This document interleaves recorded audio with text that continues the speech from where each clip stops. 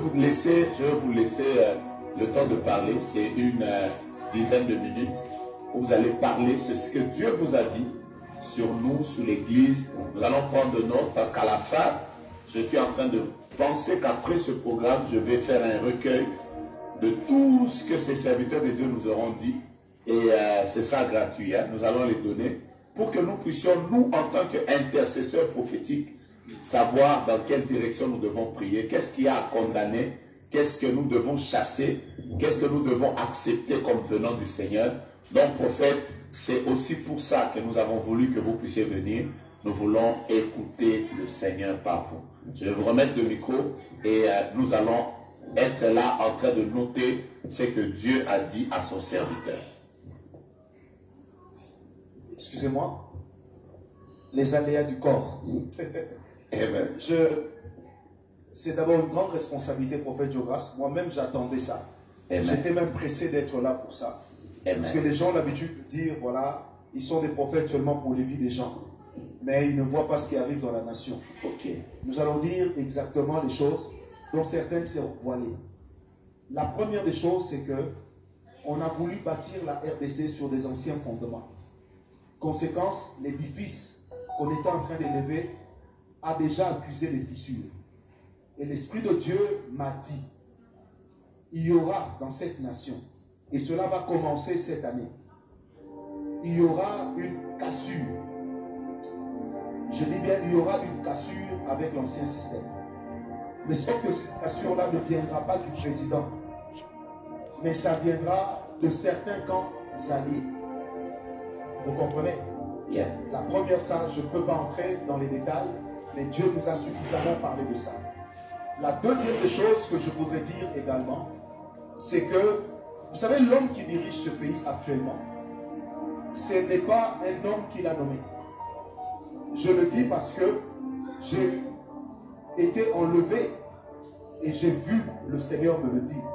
Okay. Et ce jour-là, le Seigneur m'a dit, moi je ne fais pas de la politique, que tu dois prier pour ce chef de l'État. Et je me rappelle qu'un jour avant la proclamation des résultats présidentiels, je parlais justement avec le prophète Grace Mwamba au téléphone. Et il m'a dit, ah vieux, regarde ce que j'ai vu. Je lui ai dit, j'ai vu la même chose, donc c'est cet homme-là qui va être proclamé. Ok, vous comprenez? Un jour avant la gloire au Seigneur.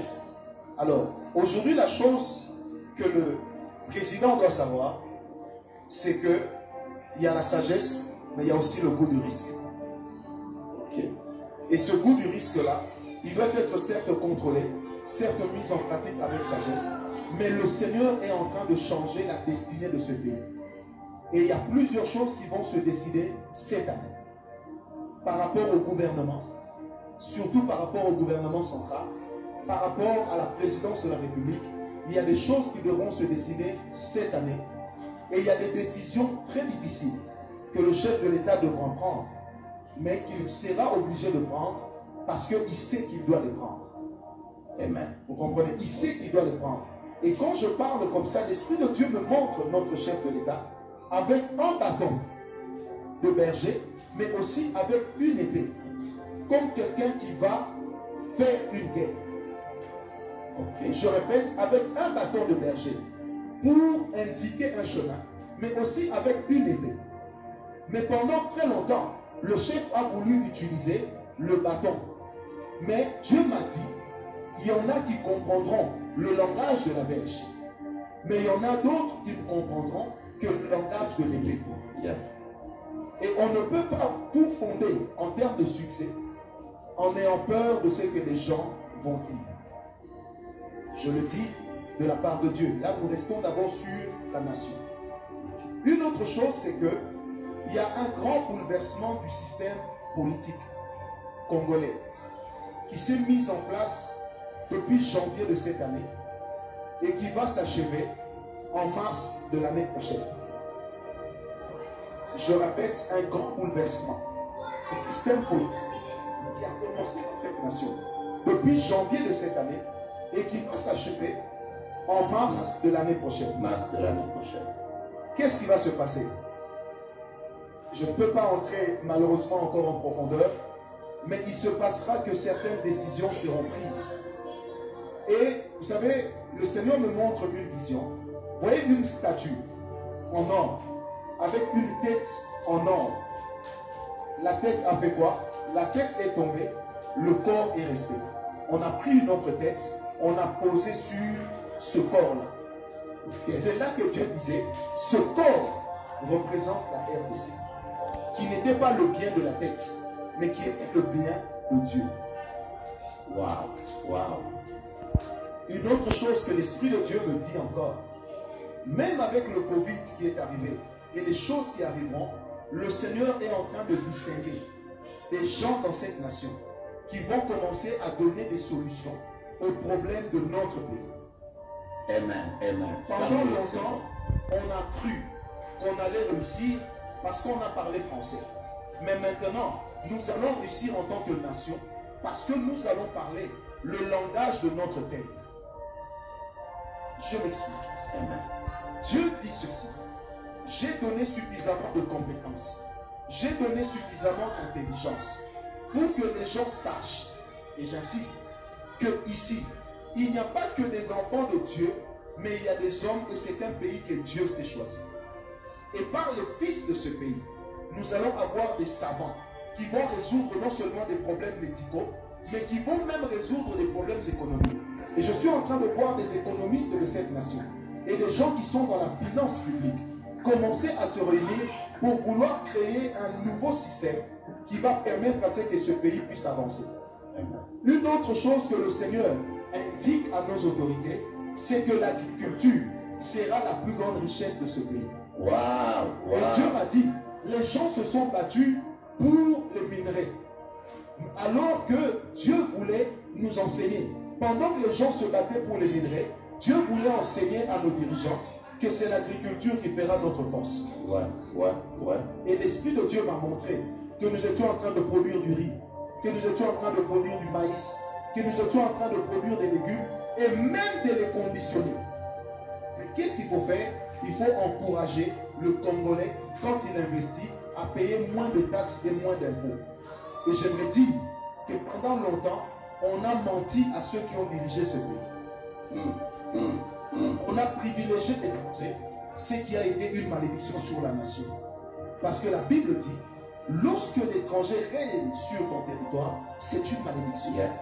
Et à chaque fois que Dieu punissait un peuple, c'est l'étranger qui régnait sur la richesse des nations, de la nation. Quand la Bible dit que nous mangerons les richesses des nations, c'est parce que nous serons la nation bénie et les autres des nations maudites. C'est pourquoi Dieu va les dépouiller pour nous donner ce qui leur revient. Pendant longtemps, les Libanais, les Chinois, les Indiens ont possédé la richesse de ce pays. Mais je voudrais encore le dire, et l'image que je vois, c'est un homme qui est devenu chétif. Et il a eu la peau sur son squelette. Et le Seigneur me dit, c'est l'image du Congolais. Pas du Congo, mais du Congolais. Ça veut dire, il a manqué à manger chez lui, mais il a donné à manger aux étrangers. Et Dieu m'a dit, nous avons été plus une bénédiction pour les étrangers que pour les nationaux. Mais j'aimerais le dire, ainsi parle l'Éternel. Ça va changer.